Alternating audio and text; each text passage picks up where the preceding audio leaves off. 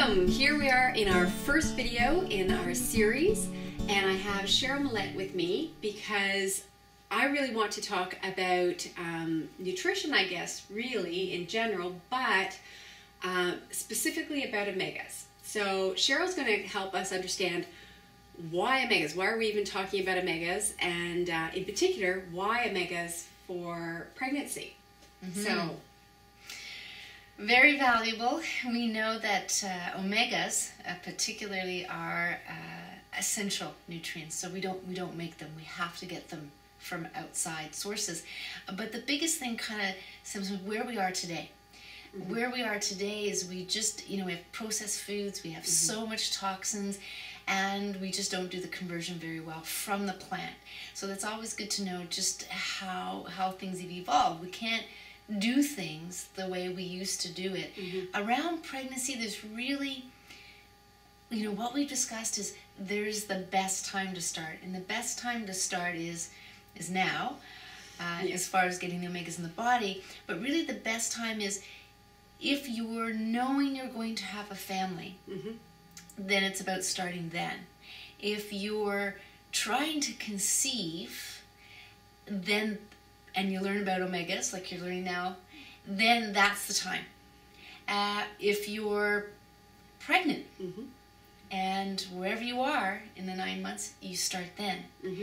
And if you've had the baby, but you're nursing, and you haven't, didn't get an understanding about omegas, or maybe you're not taking the right ones, because I don't recommend fish oils, then that's the time to start.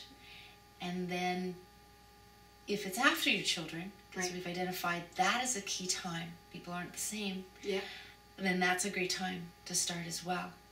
So I think really the first part is about understanding what omegas are, and then in relation to pregnancy. Makes a lot of sense. So basically we're saying that if you are watching this and you are either not taking an omega supplement right now, or you are possibly taking a fish omega or a plant omega, this is the right time for you to find out this information. That's basically it. It doesn't matter what phase you're at, trying to conceive, thinking about conceiving, conceived, had the baby, or have moved on and you've got your children, but still we want to talk a little bit more about that later. So basically this is for you, no matter where you're at. Yeah, absolutely. So when we talk about omegas being essential, we need it. Now we just kind of bridge the gap as to why you would need it. And when we think about that area, it's about prevention primarily. Preventing not being able to conceive, because we know there's that issue. Preventing postpartum depression. Preventing early foggy brain. Yes, premature birth.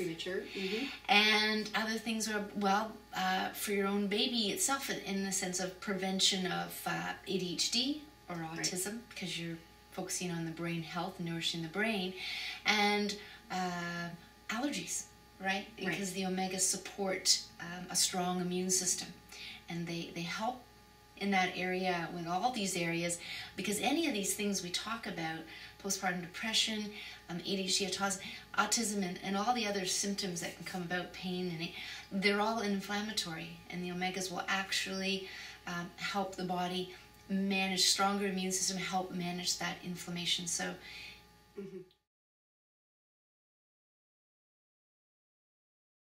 let's really understand what are omegas. We hear this a lot. We hear this buzzword a lot, omegas, omega-3, omega-6s, even omega-9 sometimes get thrown in there, but omegas in general.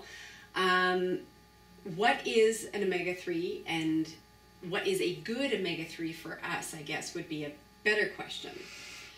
They're very good questions. And I find most people, when I ask them, when I've done surveys, they'll say, I get my omegas already. And really they're talking about two areas. They're talking about one area, the foods. So all the marketing, you see all the marketing, the eggs, the cereals and all of this. Well, that's the cheap form of omegas.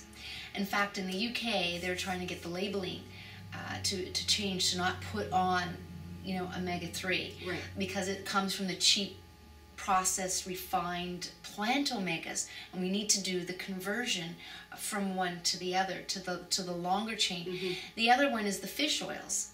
That's another source that a lot of people are learning about. The doctor community, the medical community is saying take the omegas, and they're talking about fish oils. Mm-hmm. Well, the fish is not like us. Right. So we're mammals. The breast milk, so likened to that, that's mammalian, would be Right. the longer way of saying it, but mammal.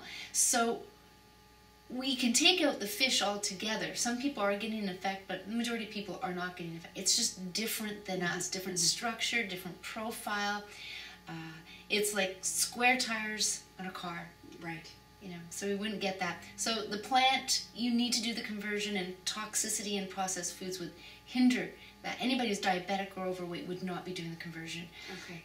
So that's really The key difference. That's the really key differences between the three. So you have plant, you have fish, and you have mammal, and mammals like breast milk, and then there's the harp seal as well. Right.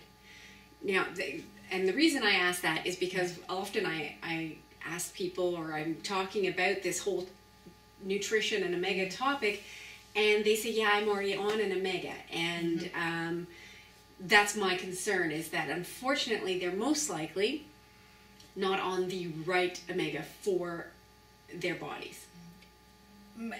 Absolutely. How we can tell this, and I know we're going to be talking about the different results, but that's where it speaks. Mm-hmm. In the more than 40 years now working with it, that's what speaks. They go from plant to mammal, and they notice a huge difference. They go from fish to mammal. They go from krill to mammal. And they might even gone from plant to fish to krill to mammal. I've had these, and it's the effect Right. that they're getting when they get the mammalian into their body. Right. Okay. Big difference, and that's what we wanted to clarify, that this is why we're talking about omega-3s, but not just any omega-3. It is a mammalian source omega-3, because yes, we are mammals.